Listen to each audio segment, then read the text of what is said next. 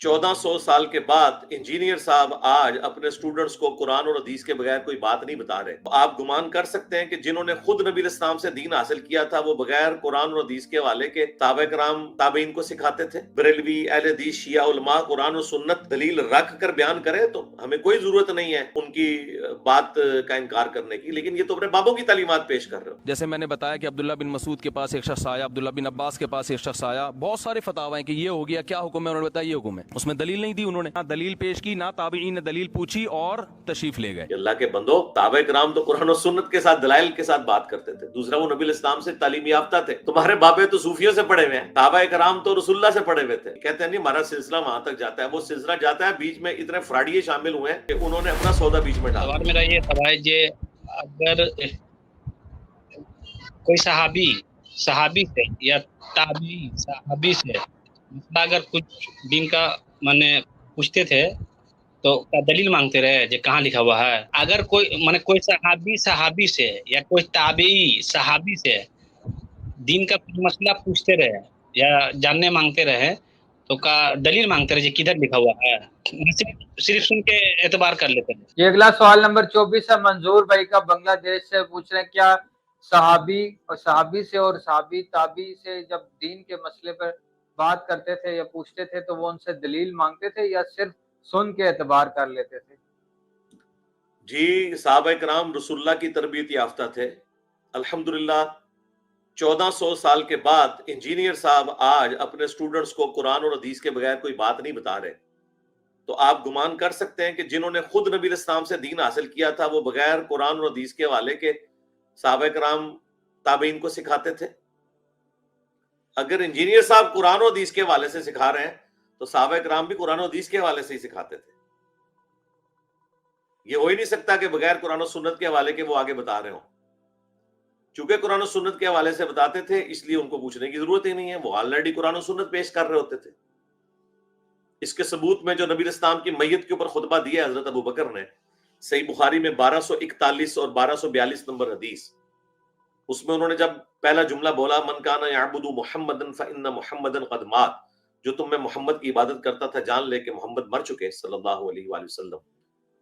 ومن یعبد اللہ فإن اللہ حی لا یموت، اور جو اللہ کی عبادت کرتا تھا وہ جان لے کہ اللہ تعالیٰ زندہ ہے، اسے کبھی موت نہیں آئے گی.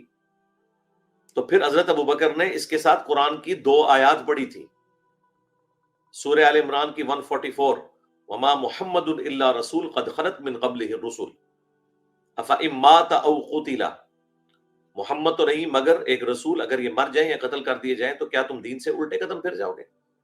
پھر اگلی آیت سورہ الزمر کی آیت نمبر 30 پڑھی، انک میت وانہم میتون، اے نبی تم نے بھی مرنا ہے، تمہارے مخالفین کو بھی مرنا ہے.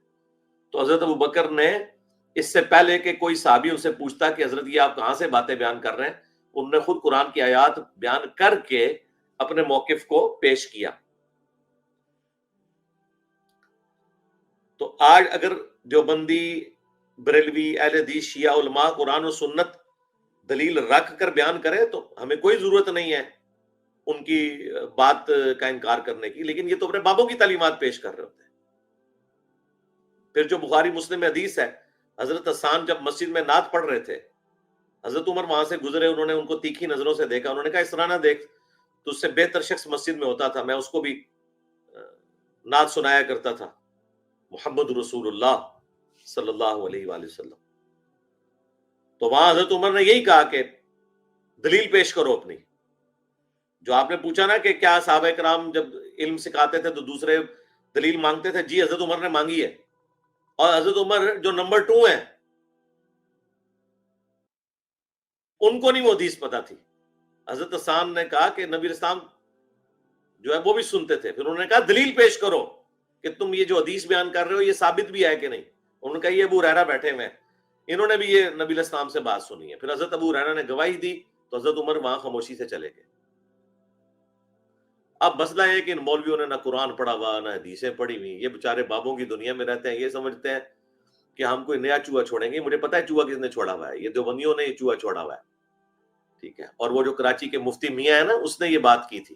مفتی صاحب ایک منٹ ٹھہریے گا پلیز، ایک منٹ ٹھہریے گا. اگر اس کا یہ مطلب نہیں ہے جن مفسرین نے یہ مطلب بیان کیا انہوں نے غلط بیان کیا. دیکھو بھاڑ میں جائے مفسرین کی، دیکھو بھاڑ میں جائے مفسرین کی، دیکھو بھاڑ میں جائے مفسرین کی، جو ہے نا ایک طرف. یہ تو آپ زیادتی کر رہے ہیں، جذباتی ہو گئے آپ، جذباتی ہو گئے ہیں. احترام کے خلاف ہے یہ جملہ. احترام کی بات کیا کر رہے ہیں آپ؟ مفسرین کی طرف مجھے لے کر آ رہے ہو یار، ایک ایک عبارت میں پڑھ پڑھ کے باڑ میں جائیں تو سخت جملہ ہے، آپ غصے میں. تو ہم بھی یہ کہتے ہیں کہ ہر آدمی کو اگر آپ بے لگام چھوڑ دیں گے نا، جب چاہے جو چاہے حدیث اٹھا کے، تو غامدی بھی حدیث کی باتیں کر رہا ہے، انجینئر صاحب بھی حدیث کی باتیں کر رہے ہیں، پھر قواریت اس سے پھیلے گی. تو ہم بھی یہ کہتے ہیں کہ ہر آدمی کو اگر آپ بے لگام چھوڑ دیں گے نا، جب چاہے جو چاہے حدیث اٹھا کے، تو غامدی بھی حدیث کی باتیں کر رہا ہے، انجینئر صاحب بھی حدیث کی باتیں کر رہے ہیں، پھر قواریت اس سے پھیلے گی.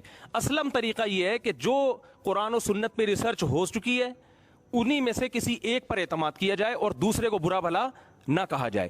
تو میری رائے یہ ہے کہ امت کو ٹوٹنے سے، اختلاف و انتشار سے اور خواہشات سے بچانے کے لیے میرے پاس یہ پیکج ہے اور اس سے بہتر پیکج نہیں ہے. وہ فتاوی جو صحابہ کرام کے اتنے سارے فتاوی ہیں جن میں جیسے میں نے بتایا کہ عبداللہ بن مسعود کے پاس ایک شخص آیا، عبداللہ بن عباس کے پاس ایک شخص آیا، بہت سارے فتاوی ہیں کہ یہ ہو گیا، کیا حکم ہے؟ انہوں نے بتایا یہ حکم ہے، اس میں دلیل نہیں دی انہوں نے.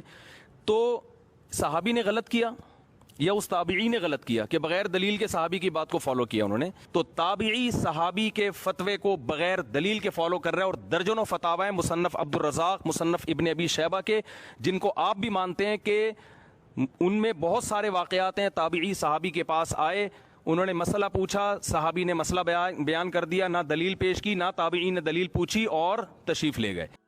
تو اس وقت بھی میں نے اس کی طبیعت صاف کی تھی.